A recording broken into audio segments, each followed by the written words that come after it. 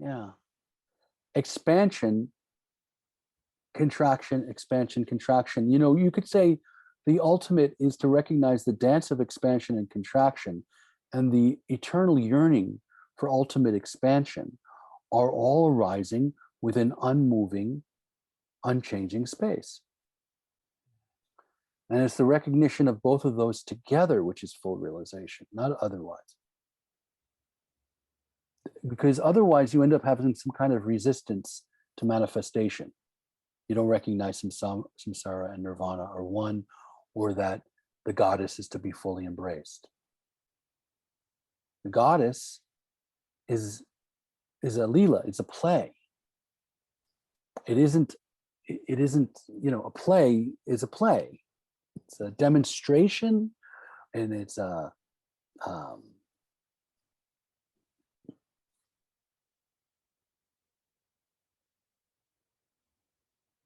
it's a joy, and it's a drama, and it's all of that. And it's to be embraced, right?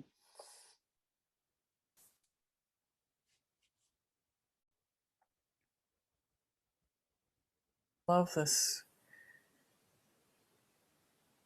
the articulation of the necessity of devotion. I'm 10 years ago couldn't taste that, and I can taste it a bit now. I'm curious then if it's devotional embrace of all, the whole play, then where does the impulse to contribute in a positive way come from? Right, to not cause harm. Like if the play, if the drama necessitates, joy and suffering and the duality. So that, this is key. This is great. This is fantastic. I don't know if we could do it in 15 minutes. We'll see. Beautiful. Very good. That's great. Great. I mean, that's part of the play also. Huh? So again, it's very much in alignment with what Andrew was just asking about in the sense of non-dual, in the sense of the duality being in non-dual. And the duality has an inherent yearning in it to reach the horizon that can't be reached. Like what's his name? I love it. You remember, to dream the impossible dream, Man of La Mancha. That's it. That's the meaning of life. The meaning of life is reaching the impossible dream. That is it. So it is madness and foolishness to believe that this will ever be a moral universe.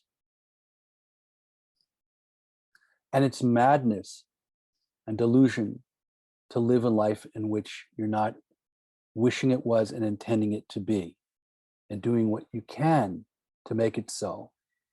And of course, you could beat yourself over the head with any of those, which we have. The main piece of it is how this is, again, this word innate or intrinsic. I mean, I think I spoke about this last week. Michael mentioned I used the word perverse. But it's true, we're not perverse. And it's really difficult to put into language, but there's a way that you could say traditional religion, or you could just say our culture over time has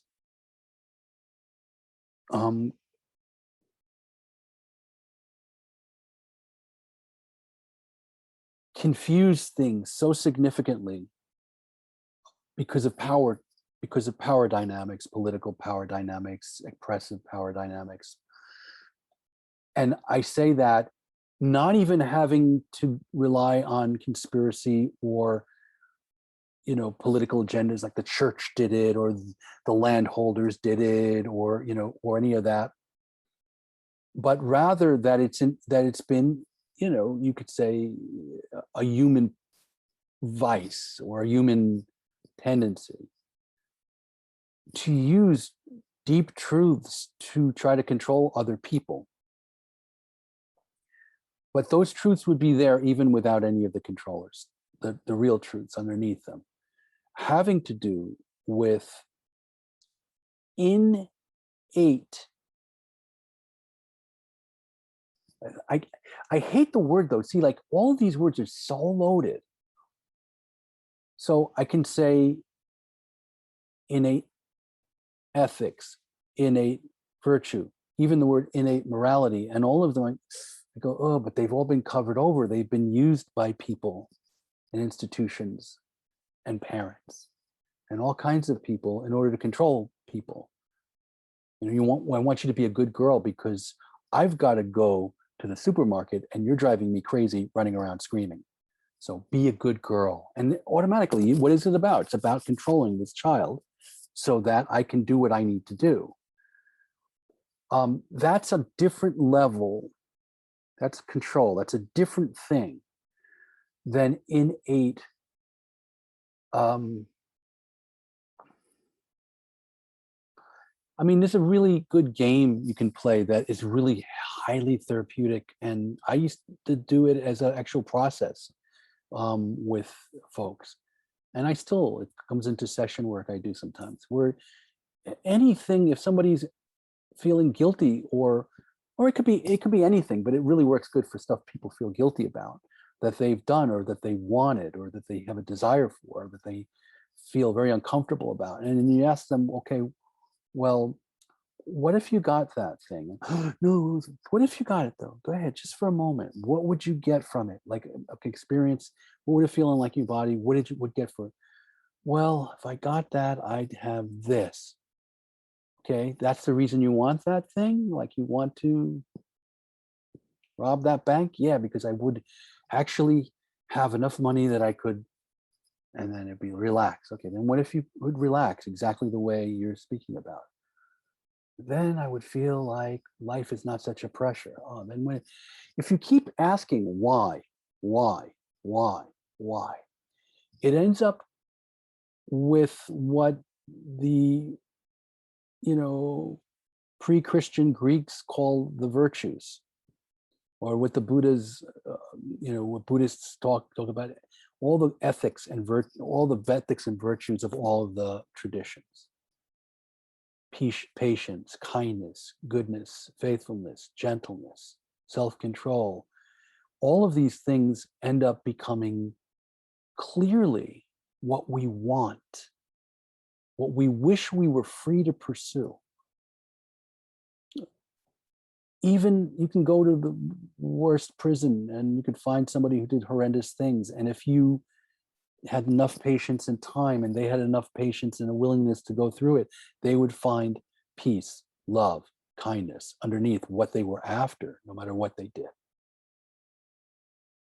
So we are not inherently perverse, and we think we are because of certain teachings that have been out there for years, forever.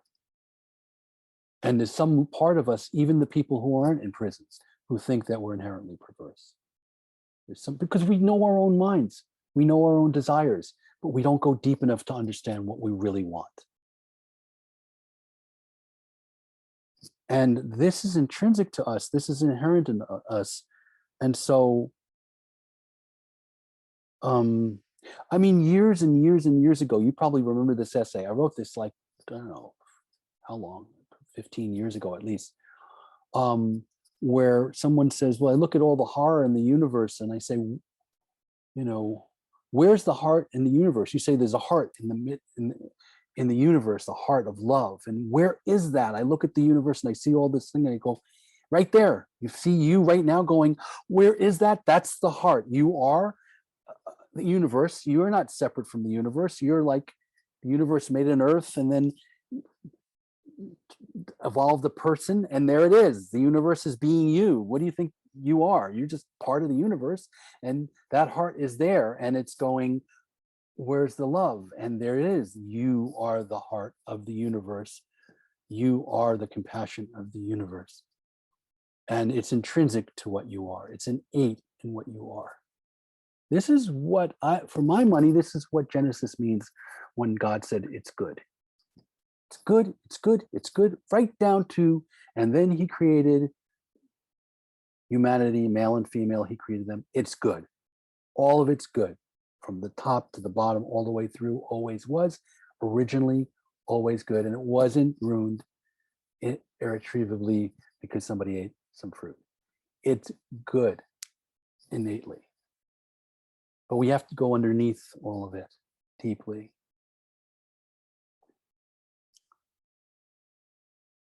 Does that touch on what you?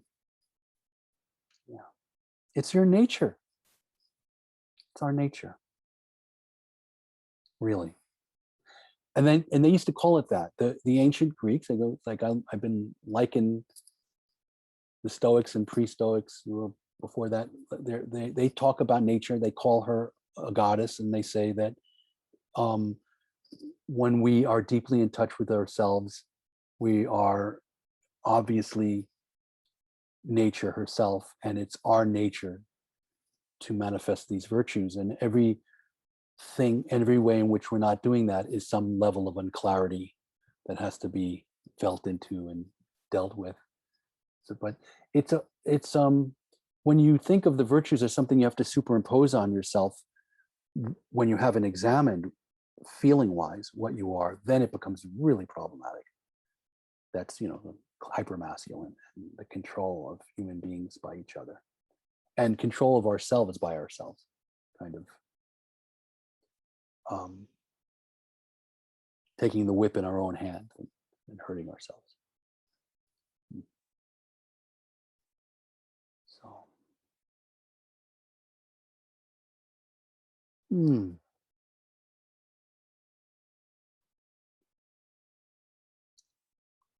thank you, Marky.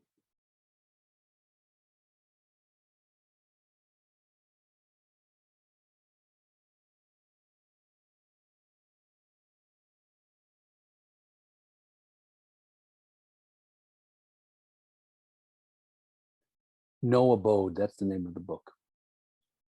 Ippen, No Abode.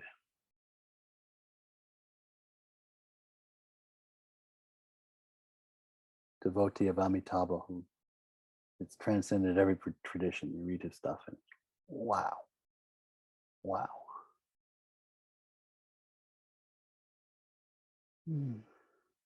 So a few years from now, or even now, we'll read your book and we'll just say, wow, wow. I don't know.